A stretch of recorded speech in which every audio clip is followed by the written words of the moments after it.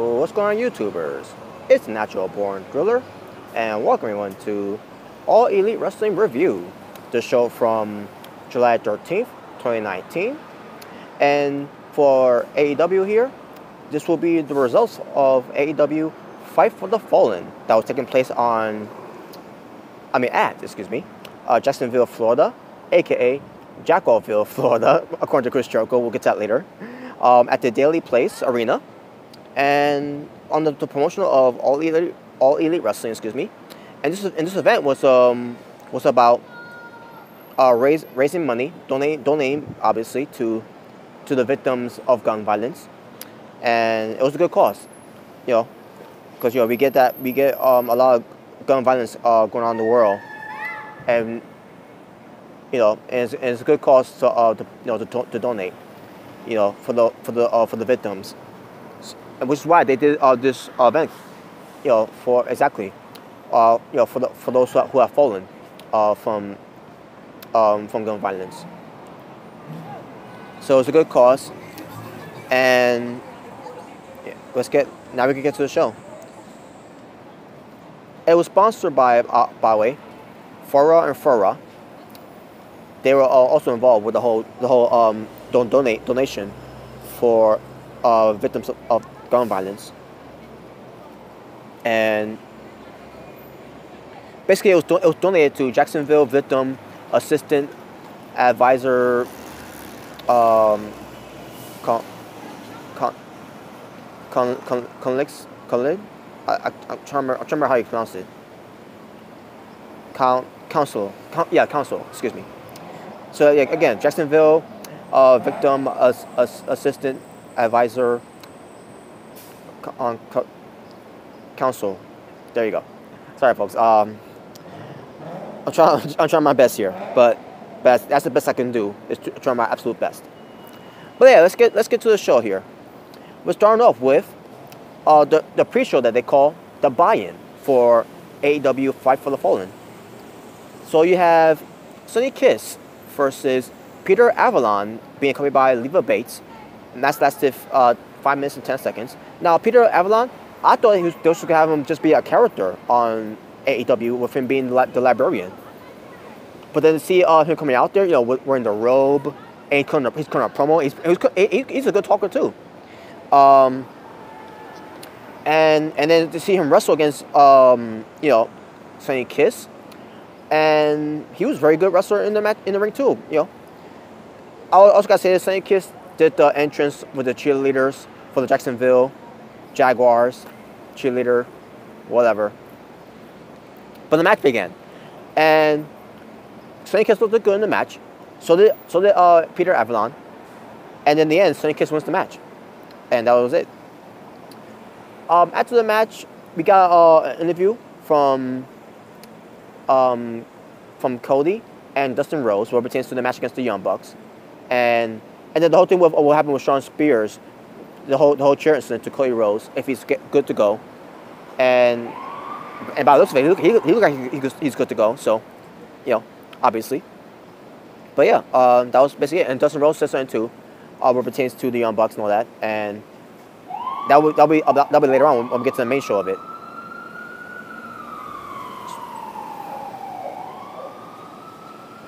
Okay, then we get to the next match on the buy-in, which it was a tag team match for the women's.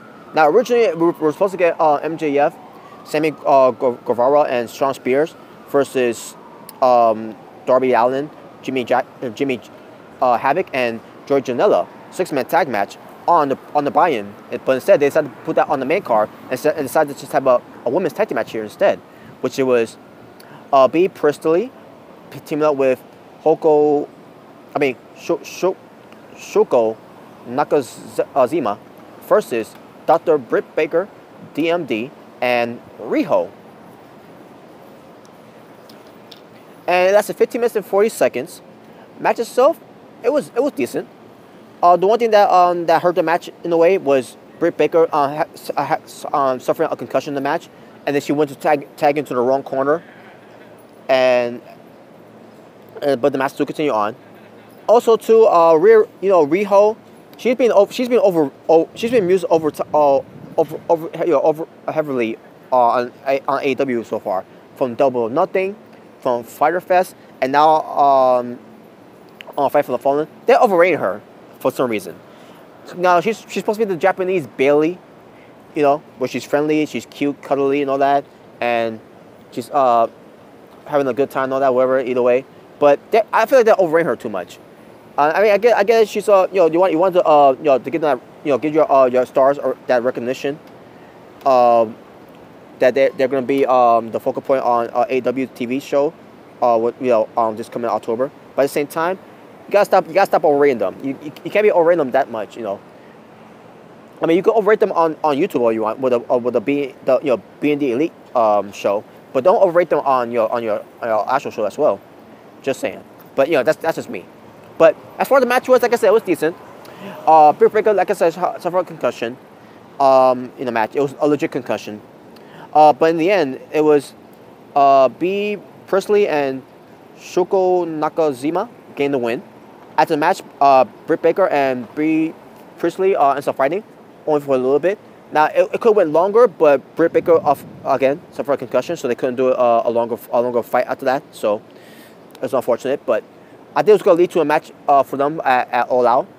But I don't know if it is confirmed yet. But other than that, I don't know what to say at this point. But hopefully Britt Baker's okay. Now I don't know the status update of her, what pertains to what's going on with her after the match. But hopefully she's doing okay. Hopefully she gets better from it. And because she's very good, a very good female wrestler. Hopefully she could get back on her feet here after the whole concussion. And it's not just because of a chair shot, folks. It's because she suffered a legit concussion in the ring that has nothing to do with headshots. Just saying. But yeah, and I try to remember what else happened on the show besides Jim Ross showing up afterwards. Mark Arvez, I did decide to say his name, and Excalibur. His name was blanking in my head for some reason. I don't know why. But Jim Ross is just showing up. I actually remember there was a promo that was on the show after the match was over, basically. But I don't remember on that. But Jim Ross shows up, because he's getting ready for the main card. So we get to the main card to begin. They did an opening of the recapping previously what happened on Fyter Fest. And I thought it was a good highlight intro to start Fight for the Fallen. And then we get to the match here. We get to MJF, Sammy Guevara, and Shawn Spears. Shawn Spears came out with a T-shirt that says "Chairman," because the chair shot to Cody Rhodes from Fyter Fest. He's the chairman of AEW. Ha ha ha. At the same time, it was nice too, the way he did it too. So, but they go up against Darby Allin, Jimmy Havoc, and Joey Janela in a six-man tag team match that lasted 13 minutes and 15 seconds, excuse me. And matches, MJF and Shawn Spears. Hey, when I did the preview, I was nitpicking a little bit about the whole thing with MJF and Shawn Spears teaming up together. I said, why were they teaming up together after what MJF did? Coming out to for Cody Rhodes' aid from Fyter Fest after the whole chair shot to the head by Shawn Spears to Cody Rhodes, and then they teamed up here. Well, at least in here they did have some continuity in here where they can't stand each other. They hate the fact that they had to team up together. So in a way, I'm kind of glad there was some continuity here. But as far as the match was, match itself, it was a good opening, a match for the six-man tag match. George Janela at one point said, "Fuck you, Jim Cornette." I'm sorry, George Janela, but you cannot savor yourself after the whole embarrassment of you backing up a fight from Enzo Amore. How you doing? Just saying. Nothing against George Janela, but I'm just saying. I like George Janela. I'm a fan of George Janela. He's bad boy George Janela, but at the same time, you backed off from a fist fight from Enzo Amore. Just saying. Darby Allin was selling the physicality he suffered from Firefest, and basically he was all taped up and everything. So he was a good seller of that. But yeah, all these guys did a good job though. They'll get an amazing job, especially Sammy Guevara. He's something to look at AEW as well. Not just MJF, but also Sammy Guevara is also something to look at too. But in the end, it was MJF, Sammy Guevara, and Shawn Spears winning the match. With after Shawn Spears, I guess he pinned Darby Allin in the match, and yeah, there you go. And then after the match, MJF tried to attack Shawn Spears from behind, and then he backed off because Shawn Spears was aware of his surroundings. But yeah, there you go. That was on the match. Now, I try to remember it happened after this match where they were showing a couple of guys in the crowd. Yeah, that was part of the show. Like the sponsors guys from Farah and Farah. I think I'm guessing that's what it's called. Yeah, they were drinking beer and everything, and then they showed the private party, the tag team, which by the way, I know one of them is Mark Quez. I don't remember who the other guy's name was.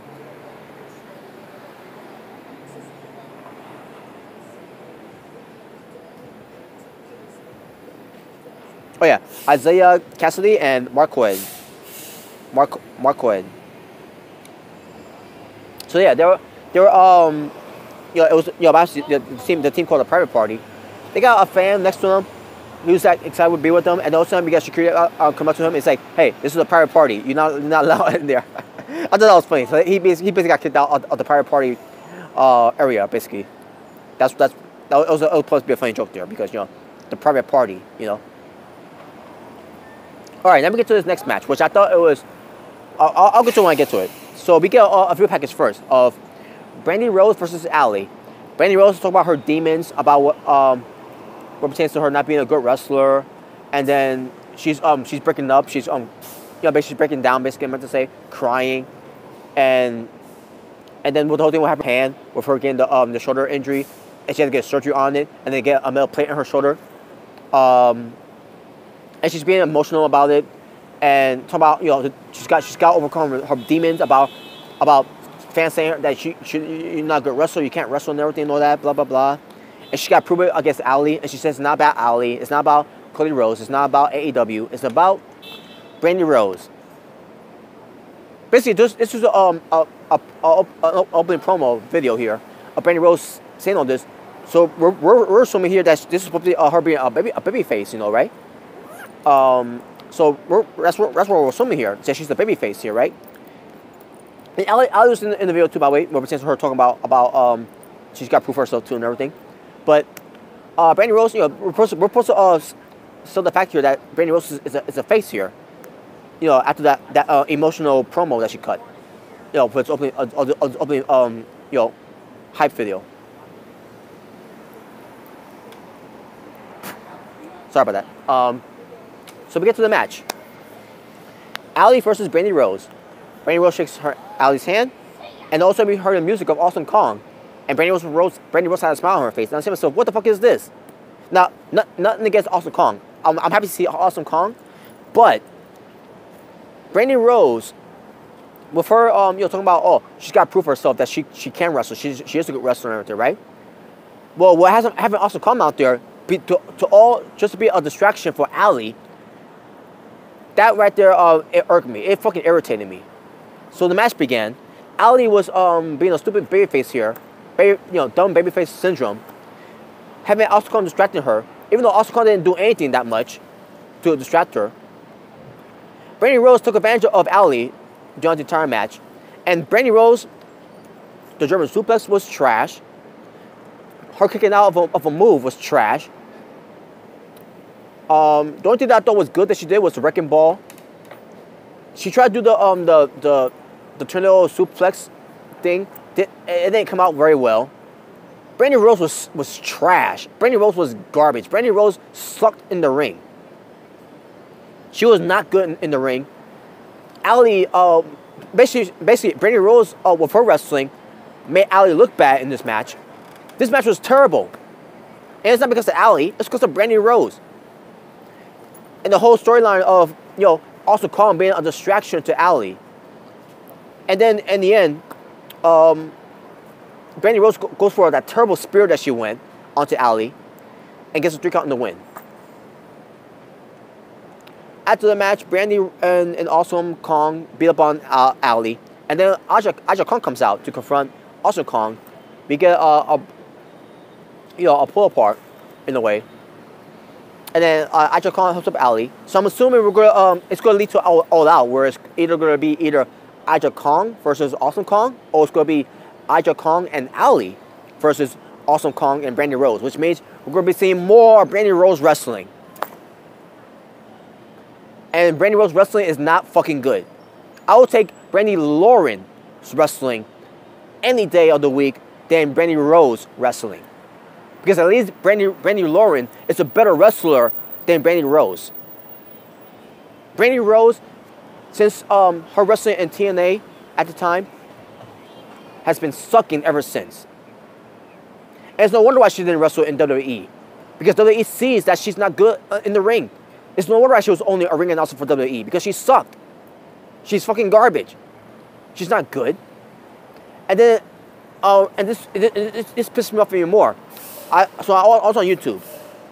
Obviously, YouTube. But I was on YouTube watching her interview after her match, basically. Saying that, I'm so good. I won the match, that means I'm good. I beat Allie. I beat her. I won. And blah, blah, blah. I'm good. I'm so good. Like, no, you're not. You're garbage. Yeah, you may have won a match, but it doesn't mean that you're good. You won a match because because Austin Kong was out there being a distraction to Allie. And in the match that she did was good anyways. Other than what? The wrecking ball drop kick that she did to Allie because Austin Kong distracted Allie. Brandy Rose is not a good wrestler. And let's be honest here.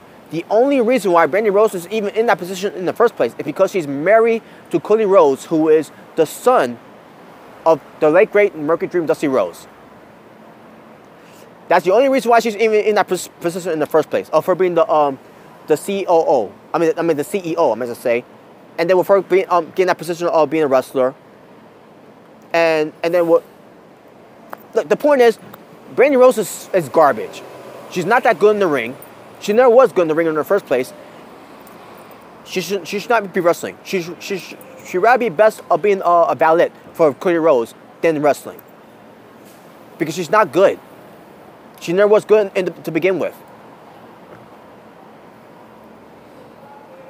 And I was going to say something else too before I move on too. I like, and I want to take this the wrong way either. I like Brandy Rose. I love Brandy Rose. I follow her on Instagram. I follow her on Twitter. I like Brandy Rose. She's beautiful. She's good looking. She's got a nice personality, obviously, but her wrestling sucks. I'm just gonna call it a spade here. Her wrestling sucks. If I ever see her wrestle again, it'll be too soon. Hell, Nikki Bella's a better wrestler than Brandy Rose, and I hate Nikki Bella. Brie Bella with her hurting people in the ring in 2018, she's a better wrestler than Brandy Rose. I don't ever want to see Brandy Rose wrestle again, especially when it pertains to the women's division in AEW. Just saying. And with that being said, I can move on from Brandy Rose because Brandy Rose, as a wrestler, a female wrestler to say the least, is garbage. Hell, she makes Marty Bell look like that she could wrestle like Trish Stratus or Gail Kim. Just saying. Because Marty Bell sucks too as a female wrestler, but she may be a better wrestler than Brandy Rose at this point.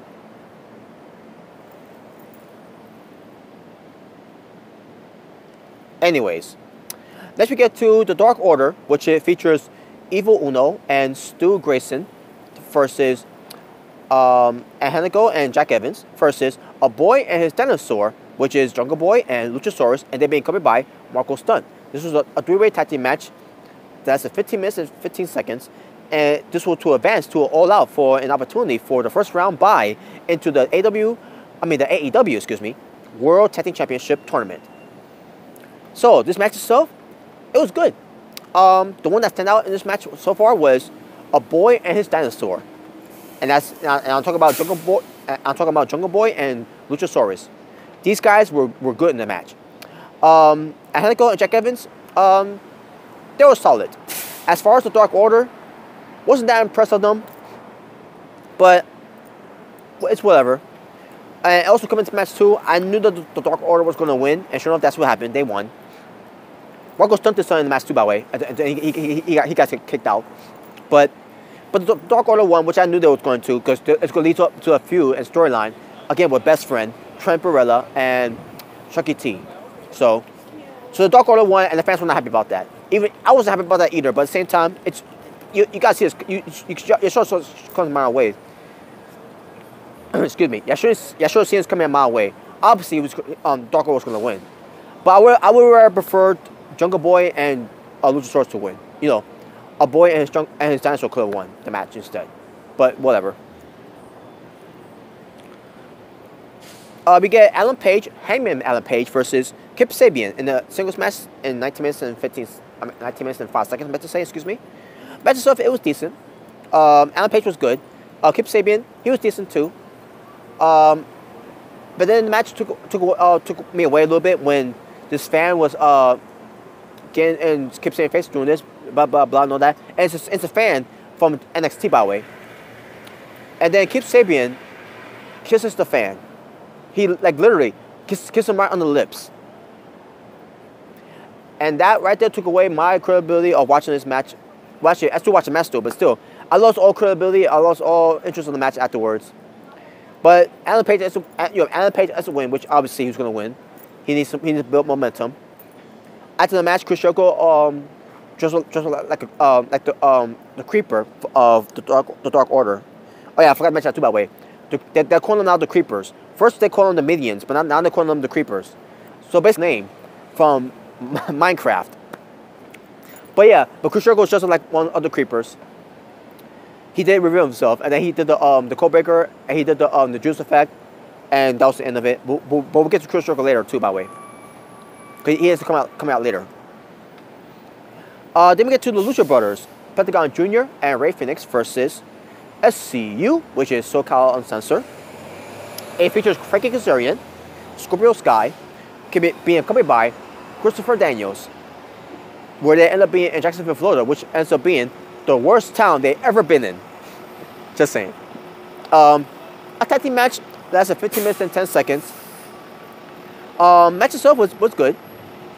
At one point, though, there was a funny segment there where they were doing the whole dueling of SCU and whole Zero Miedo.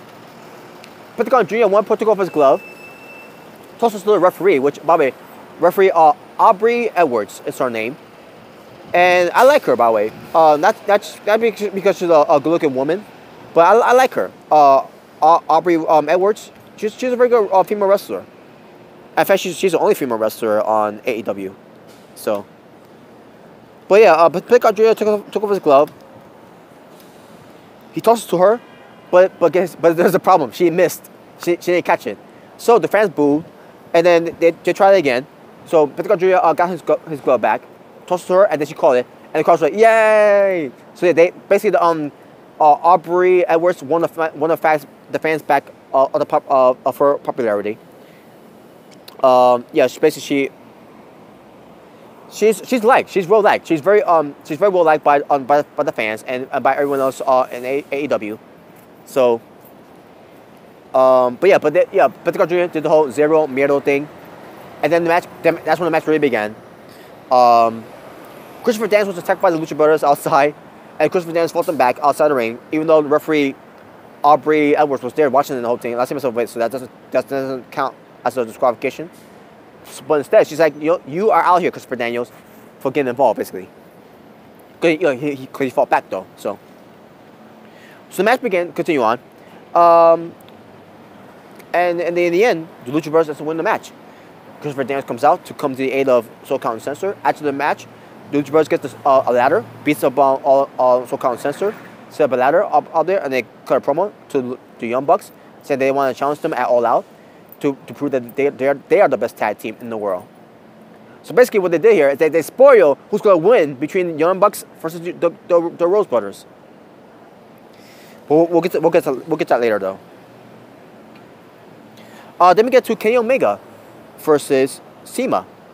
It lasted 22 minutes and 30 seconds. Match itself was a damn good match.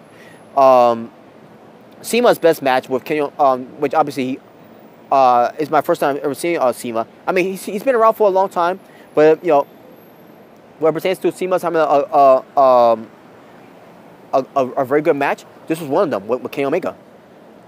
But CIMA was killing Kenny Omega with those meteoras. They were basically killing each other in this match, and which is why it was ended up being to me the best match on the card here. In the end, Kenny Omega ends up winning the match with the one-wing angel, I meant to say, and get the win. So yeah, reference so too, by the way, because Kenny Omega is going to be going up against Jon Moxley at All Out. And some fans were wondering, wait a minute, where's Jon Moxley? Why he didn't show up? Why he didn't go to attack Kenny Omega? Well, folks, I got something to tell you about that. Jon Moxley was kidnapped by WWE officials, a WWE inside job, basically, in a way. They beat him down. They took a pen and put it in his hand, which he was unconscious. They basically grabbed his hand to sign the contract, a new WWE contract, so they could use the name Jon Moxley, because WWE fans at the time, when they saw the Jon Moxley video that happened, Jon Moxley's going to come back. Jon Moxley's going to be coming to WWE. Jon Moxley's going to be coming to WWE and all that, right? So there you go, folks. That's why Jon Moxley wasn't there, because Jon Moxley has been duped. He's been bamboozled by WWE. So now they own the rights of Jon Moxley, and now Jon Moxley is now back in WWE, not as Dean Ambrose, but as Jon Moxley, and they go to PG bury his Jon Moxley character. It is what it is, folks. I'm just kidding, by the way. He wasn't there because he's got a schedule with New Japan Pro Wrestling with the whole G1 Climax. That's why he wasn't there. So that's why he couldn't show up there. So that's why he wasn't there. But I guess I had your food, yeah, dude, too. Let's be honest. I bet you I had some of your food, right?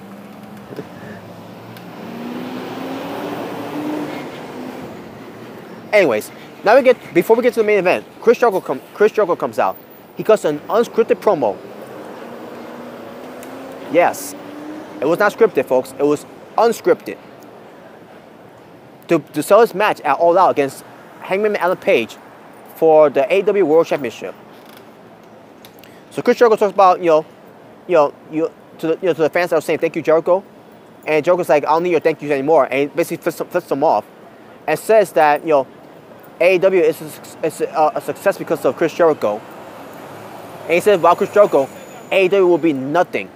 And then saying, and then he calls the fans Jackoffville. Oh, that was funny. And Jericho said also he wants to face the best wrestler in the world in Adam Page to become the new first ever AEW World Champion. And he said if Hangman Page beats Chris Jericho, that'll be the end of Chris Jericho's career, but more importantly, that'll be the end of AEW. So he kept saying repeatedly, saying, I had to beat the Hangman. I had to beat the Hangman. I had to beat the Hangman. I had to beat the Hangman. I had to beat the Hangman. He kept saying it over and over again. I had to beat the Hangman. I had to beat the Hangman. I had to beat the Hangman. I had to beat the Hangman. He kept saying it over and over again. Which was funny though.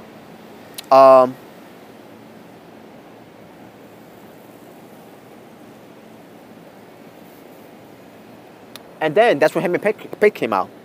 Hangman Page came out. Oh, but also he said, you guys like the Hangman? You like the Hangman and all that? Blah, blah, blah. And then that's when Hangman Page came out, and they started fighting and all that, and we get a pull apart basically. And that was it. And that's how you sell a match, WWE. Unscripted promos, and there you go. And now we get to the main event. The Young Bucks, Matt and Nick Jackson, versus the Brotherhood, which is Cody and Dustin Rhodes. A tag team match that lasted 31 minutes and 25 seconds. This was a very good old school and new school tag team match out of the Young Bucks and out of the Brotherhood, and I just enjoyed it. For what it was, the way it was booked and everything, and then the whole thing with the Young Bucks playing as a heel, and then the Brotherhood was being the baby faces, and then later on the Brotherhood ends up being a heel, and then the Young Bucks being the baby face.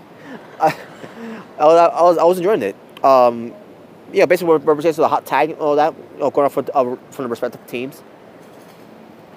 They went for stereotypes of moves and all that, and they went for each other's moves and all that. And then Matt and Nick Jackson, Young Bucks, went for a double super kick to Cody Rhodes to the back of the head, showing the fact of the whole chair shot to the back of the head by well, not the chair shot to the back of the head, but the chair shot with the top of the lip tip of it catching the head of Cody Rhodes because of Shawn Spears. Basically, the Young Bucks were targeting the back of the head with a super kick, pertains to staples on the back of Cody's head. So yeah, it was nice turn there.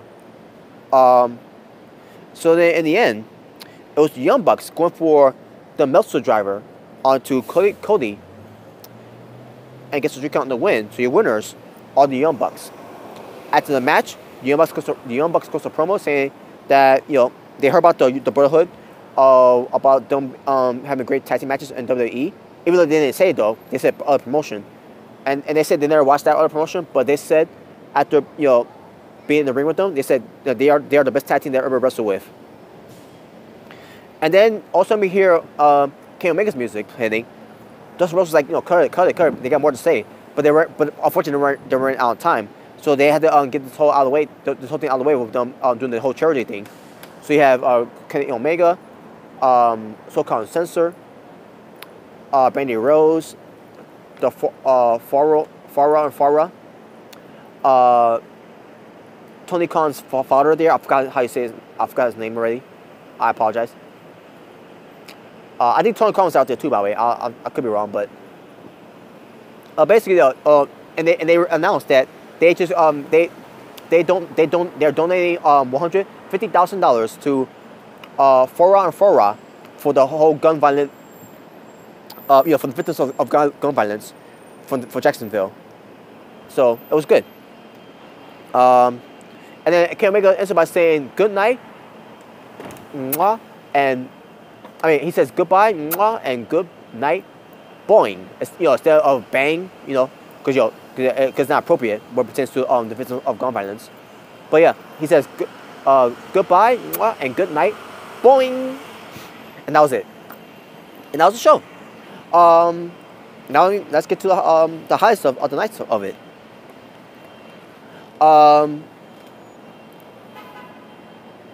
Swerve of the night, we had to go to Chris Jericho, just like the Creeper. After attacking, after the match between Hangman Page and Kip Sabian. Promo of the night, we had to go to Chris Jericho because the way he just cut that promo, which was unscripted. Moment of the night, we had to go to